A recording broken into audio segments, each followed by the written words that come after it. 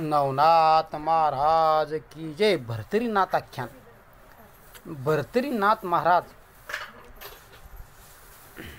हे नाथापैकी एक भर्तरीनाथ यांचा जन्म भर्तरीमध्ये झाल्यामुळं त्यांचं नाव भर्तरी असं ठेवण्यात आलं.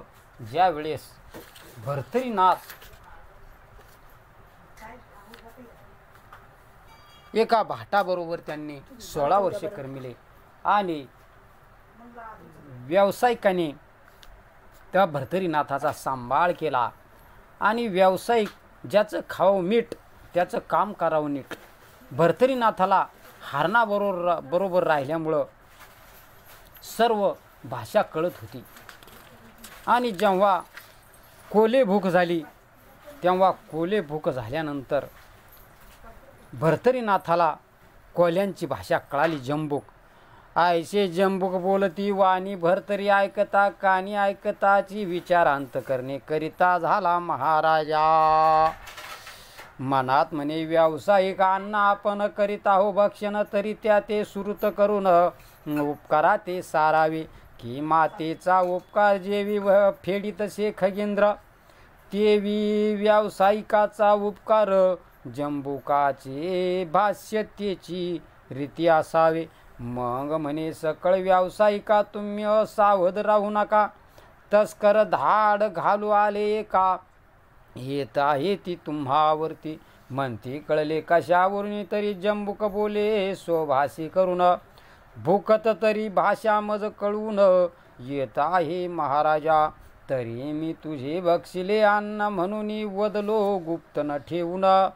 आयसे बोले भर्तरी वचन विश्वासाते दाटले मग व्यावसायिक जन नाना शस्त्रे करून धारण बैसते झाले सावधपणे काष्टवनी योजनिया पोटी घालोनी माल भारती सावध पहारे देती भोवती तो तस्कर झाडी शतानुशती येवोनिया पोहोचले परी व्यावसायिक परमझुंजार बिद्रदायिक यंत्र घाये तस्कर सकळीक जर्जर केले सर्वस्वी परम जर्जर तस्कर होता मग वित्ताची सोडून वार्ता पळते झाले शस्त्रघाता सहावेना शस्त्रघात असो तस्कर शतानुशते पळून गेल्या शस्त्रघाते मग निवारण होऊन हडबडत बैसले शांत व्यावसायिक शांत होऊन भर्तरी राया घेऊन बैसले मंडपाशी परी सावधपणी लोटल्या निशी दीड प्रहर राहिली दीड प्रहर रात्र पुन्हा जंबूक येऊन येत भूकती सर्व मंडळासहित व्यावसायिक ऐकते असे चोर त्यांनी दामटून लावले आणि नंतर व्यावसायिक हे आपल्या मंडळामध्ये भर्तरीनाथाला घेऊन बसले असता पुन्हा कोले भूक झाली आणि जंबूक काय सांगू लागले ऐकती परी भर्तरी पुन्हा पुसती प्रश्न उगते की पुन्हा जंबूक येऊन येथे काय बोलते ती सांगा. व्यावसायिक विचारू लागले हे भर्तरीनाथ जंबूक आता काय बोलत आहे. आयसे बोलता व्यावसायिक सांगता झाला वरदायक म्हणे आता कोले भुके वदले आहेत ते ऐका तरी उत्तर दिशेहून आणि आता पांथिक येत आहे दक्षिणे जात शिववर्दी महासमर्थ राक्षस जाणे असे तो एक राक्षस येत आहे आणि तो शापामुळे राक्षस झालेला आहे. तयापाशी 4 रत्ने असती तेजस्वी देदीप्यमान तरी त्याचे येईल जो मारून पूर्ण लाभ तो लाभेल तरी तो लाभ म्हणाला केवता तरी तयाचा रुधिर टिळक रेखिता पावेल मग सार्वभौमता अवंतिके माझी दक्षतो. असा त्याचा पण होता की जो राक्षस आहे त्याच्याजवळ 4 रत्ने होती आणि 4 रत्ने त्याला मारून जो 4 रत्ने संपादन करीन आणि त्या रक्ताचा टिळा वेशीला लावेल अवंतिका नगरी होती तो त्या नगरीचा राजा होईल असा पण होता.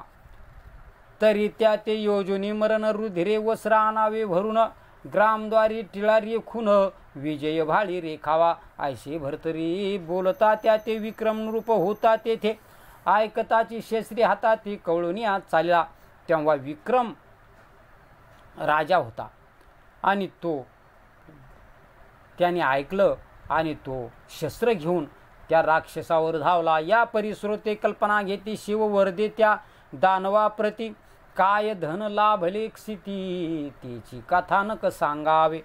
आता श्रोते कल्पना घेतील की महादेवाचा वर त्याला मिळाला, प्राप्त झाला, परंतु त्यामध्ये काय लाभ होता ती कथा सांगावी. मग कवी म्हणे, हो दानव पूर्वी स्वर्गीचा होय गंधर्व, चित्रमा गंधर्व तयाचे नाव महाप्रतापी आगळा. पूर्वीचा तो चित्रमा गंधर्व होता आणि महाप्रतापी होता. तो सहज स्थिती कैलासाची जाता झाला भावे मानसी, तो उमे सहद्वित कर्माशी शिव बैसले खेळत. महादेव आणि पार्वती माता यांचं द्वित चाललेलं होतं, खेळ चाललेला होता. तो चित्रमा गंधर्वनाथ येऊनी पोचला अकस्मात, तो उमे सहित उमाकांत भावे करुणी नमिला. नमिता देखिला निळकंठे मग आश्वासन देऊनी सन्निध नीट, विराजोनी गंधर्व भट तुष्ट केला मानसी. निकट गंधर्वा बैसोनी खेळ खेळती दोघे जण, तो आंबेने खेळी डाव जिंकून शिवावरी आणिला परी अक्षभास द्विध भासला उभयंता. तेने करुणी प्रतिवादास प्रवर्तली उभयंता. शिव म्हणे पडले 18 आंबा म्हणे पडले 12, आयसा बोलण्यात फेरा उभयंताशी पडिला. मग ते उभय वदती विवादित गंधर्वा पुसती, तेने शिवपक्ष धरुनी चित्ती अष्टदश पडले म्हणती. मग ती कथा अशी झाली. पार्वती माता आणि भगवंत शंकर हे द्वित खेळ खेळत असताना पार्वती मातेला 18 पडले आणि महादेवाला 12 पडले. परंतु महादेव म्हणतात की मला 18 पडले, आंबा म्हणते तुम्हाला 12 पडले. पण चित्रमा गंधर्व बसलेला होता आणि महादेवाने त्याला विचारले, पार्वती मातेने दोघांनी विचारलं की तू सांग खरं. तेव्हा गंधर्वाने महादेवाचा पक्ष धरला आणि त्यांना सांगितले की महादेवाला 18 पडले. परी ते बोबार खरेपणी असता क्षोभली मृडानी, म्हणे गंधर्वा शिवपक्ष धरुनी बोलतासी आयशी तू. तेव्हा पार्वती मातेला राग आला, म्हणे गंधर्वा तू खोटं बोलतो. परी तव देही असत्य वस्ती आहे सदृढ पापमती, तरी तू जाऊनी मृत्युक्षिती राक्षस रूपे वर्तशील. पार्वती मातेने शाप द्याला, जा तू मृत्यू लोकावर राक्षस होशील. आयसे बोलता दक्षनंदिनी गंधर्व व्यापला कंपे करुनी, अंगी रोमांच उठून शिवचरणी लागला. तेव्हा तो थरथर कापू लागला आणि गंधर्वाने महादेवाचे चरण धरले, पाय धरले. म्हणे महाराजा चंद्रमौळी तो पक्ष धरिता येणे काळी, मुखा लागली शाप कासळे तरी आता काय करू. आयसे म्हणून अश्रू भरून आले उभय लोचना, तेने करून चित्ती प्रसन्न पशुपती दाटला. म्हणे चित्रमा गंधर्वनाथ न करी शापासी सहसा चिंता, पुढे सुरोचन गंधर्व मही पर्वता शुक्र शापे वर्तला आहे. तेव्हा महादेवाने सांगितलं, हे चित्रमा गंधर्वा काही काळजी करू नको. पुढे शापाने सुरोचन गंधर्व सुद्धा एका पर्वतावर शक्र शापे म्हणजे इंद्राच्या शापाने तो सुद्धा राक्षस झालेला आहे. वर्तला परी तयाची ते पुत्र होईल तयापरती, तया पुत्राचे निहाती मुक्त होशील सुजान. तो शस्त्रघाती राक्षस तनुने तव प्राणे करील विभक्त येरी, म्हणे लाभ त्यात मज मारावया कायसा. मग तो गंधर्व जो आहे, ती मागची जी कथा आहे, तो सुरोचन गंधर्व एका गाढवाचं रूप त्याला मिळतं, त्याला शाप असल्यामुळे, आणि त्याच्यापासून त्याला मुलगा होतो विक्रम. आता तो विक्रम जो आहे तो मागची जी कथा आहे विक्रमाची ती पुढे येईल, पुढच्या अध्यायामध्ये येईल ती. तेव्हा त्याचा पुत्र म्हणजे सुरोचन गंधर्वाचा पुत्र विक्रम, आणि विक्रम येईल आणि तुला मुक्त करील, तरी काही काळजी करू नको. पुत्रासी काय ते माहीत, तरी तो येऊनी मम वधाते पर्वतेल महाराजा. तेव्हा तो चित्रमा गंधर्व म्हणू लागला, महादेवा त्या पुत्राला काय माहीत होईल. आयशी आय कोणी उमाकांत म्हणे दुर्मिळ अवतार भरतरीनाथ. तेव्हा महादेवाने सांगितलं की जो दुर्मिळ नारायणाचा अवतार भरतरीनाथ त्याची मुखी होईल सुरोचना पुत्राशी.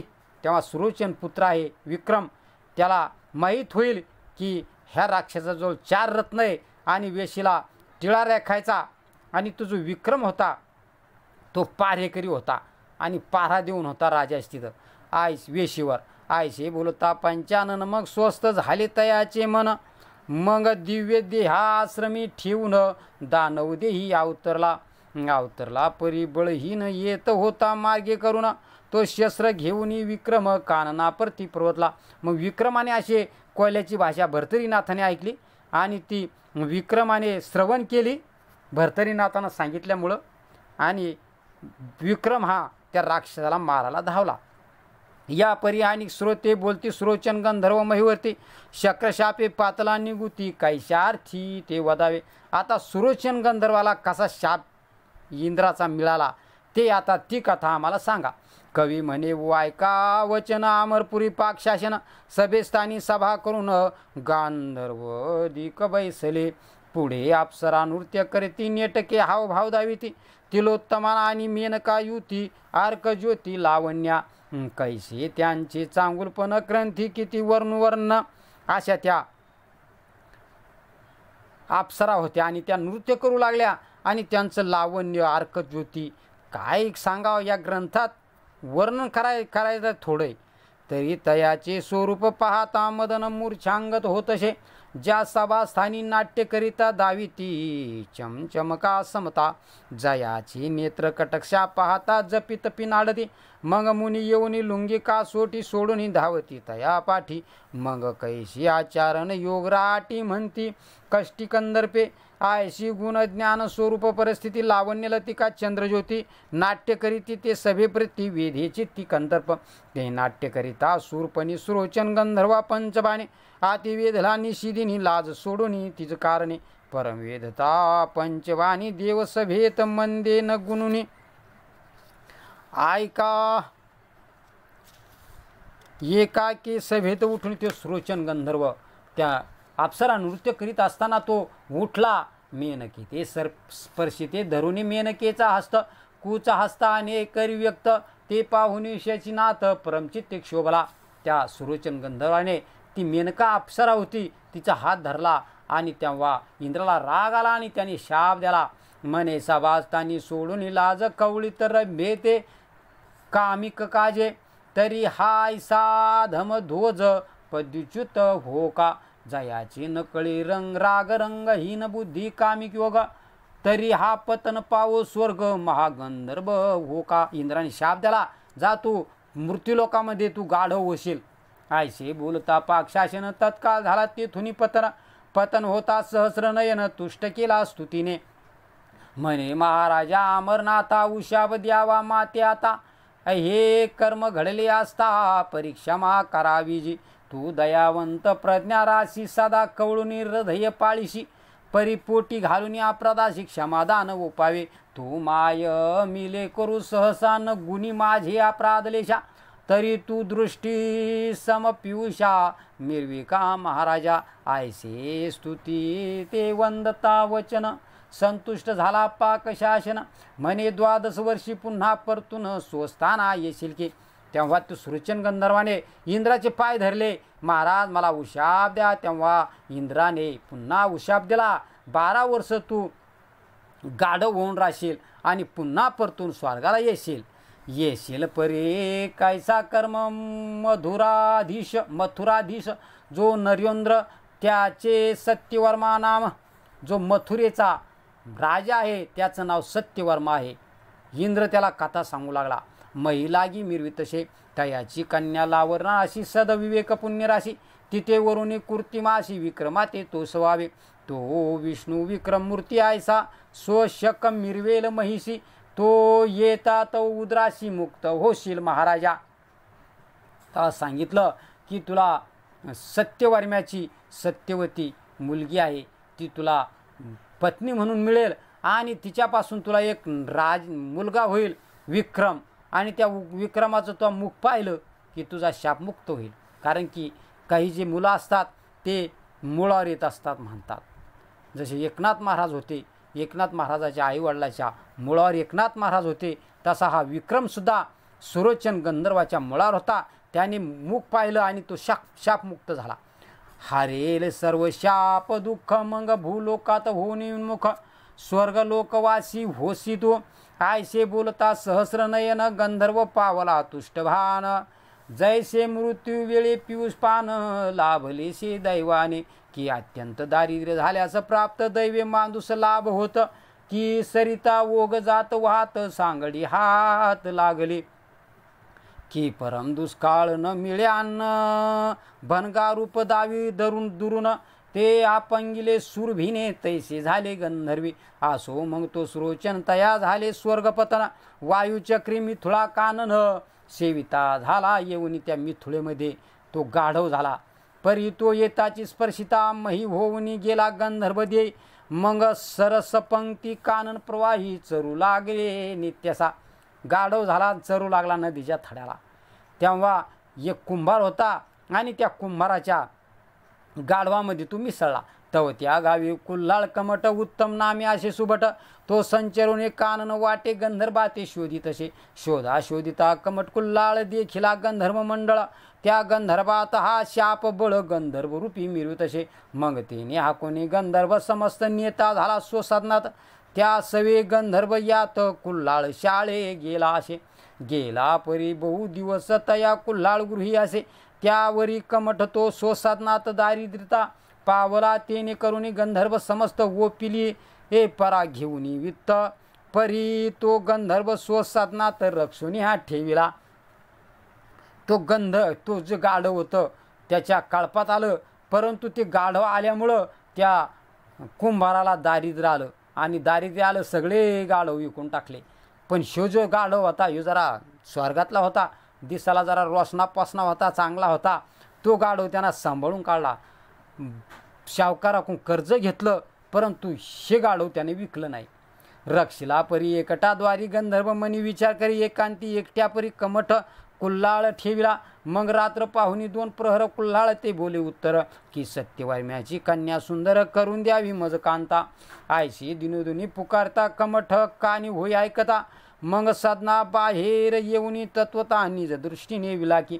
विलोकी परी कोठे काही पहा त्या प्रति वसत नाही. कोण बोलतो बोल प्रवाही तोही कोण कळेना. आयसा होऊनी शाशांकित पुन्हा साधना माझी जात. तो गंधर्व पुन्हा पाचारून त्या ते दारा द्यावी म्हणी तशी. पुन्हा कमट येत परतो न पाहता बोले त्याचे वदना. परी गंधर्व बोलतो आयसे वचन हे तो कोणा कळेना. मग शाशांकित होय चित्ती कोण बोले तो गृहाप्रती. संशय येत तया चित्ती उभा राहे कमठ तो. कमठ सन्मुख उभा असता गंधर्व विचार करी चित्ता. म्हणे भरांती फेडावी आता आपुल्या शब्दाची. तेव्हा ते गाढव जे होतं ते रात्रीला काय म्हणायचं की हे कुंभार मामा मला राजाची मुलगी बायको करून दे. तेव्हा असं म्हटल्यानंतर कुंभार बाहेर याचा कोण बोलतं. परंतु तो आत गेला की ते आणखीन तसंच बोलायचं. कुंभाराला कोण बोलतं. मग त्यांना गाढवानं पाहिलं की हीच आता संधी आहे. तेव्हा ते गाढव बोल परी मी नित्या बोलतो वाणी. गाढव सांगू लागलं कुंभाराला की मी नित्य रोज तुला सांगतो पण तू ऐकानाच. तू ऐकताची कानी तरी सत्यवार्म्याची मज नंदिनी. अरे कुंभार मामा मला ती सत्यवार्म्याची जी मुलगी आहे ती मला भाज्या करून दे म्हणजे पत्नी करून दे. आयसे गंधर्व बोलता वचन कमट खोजे भये करून. जरी ते ऐकले पराने तरी शिक्षा होईल आमुते. हा हा रे प्रत्यक्ष गंधर्व तव मिसळू पाहासी स्वैर्यान्यव. मेरू मशक तेवी मानव समरंगन मिरविशी. कोठे राजा कोठे रजक कोठे तू रे मागणार भिक. कोठे मेरू कोठे मशक आरकी खद्दुदक मिरवला. ऐसा विचार कमट करीत म्हणे बर्वे नव्हे यात. तरी आता त्याजुने ग्रमाते प्रदेशाप्रती वसावे.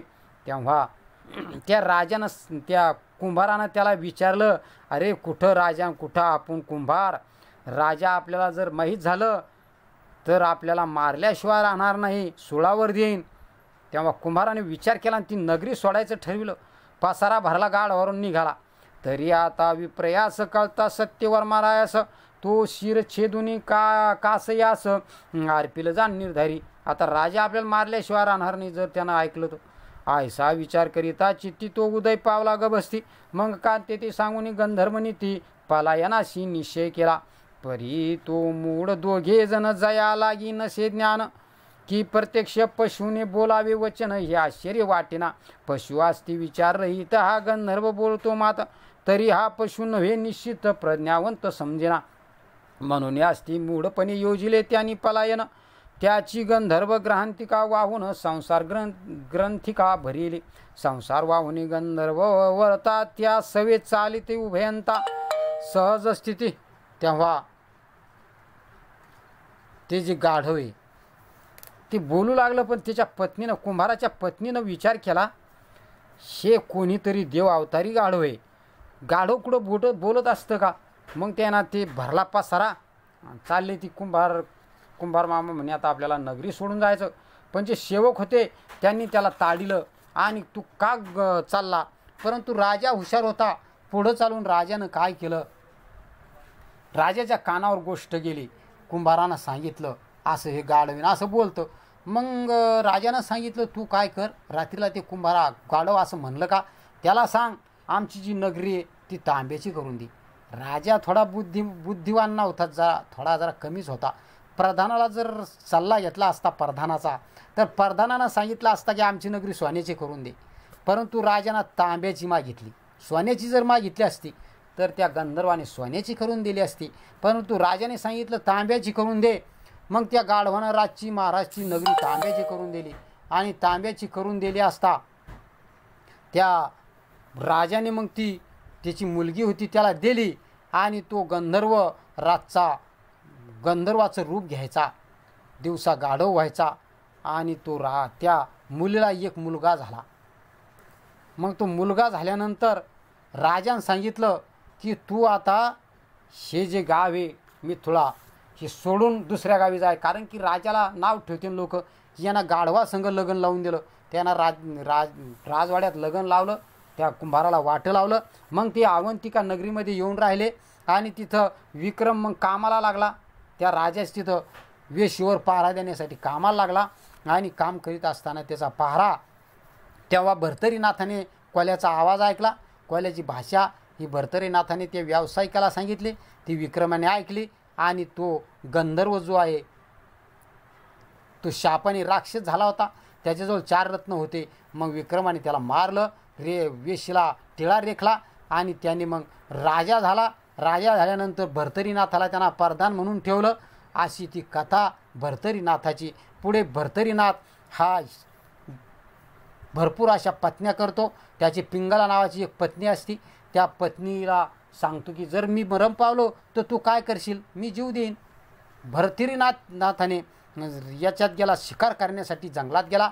एक हरण मारलं, रक्ताने कपडे भरून दिले आणि ते त्या पिंगले पुढे टाकले. तेव्हा पिंगलेने सांगितलं होतं की मी प्राण देईल. तेव्हा त्या शौकाने सांगितलं भर्तरीनाथाला वाघानं खाल्लं.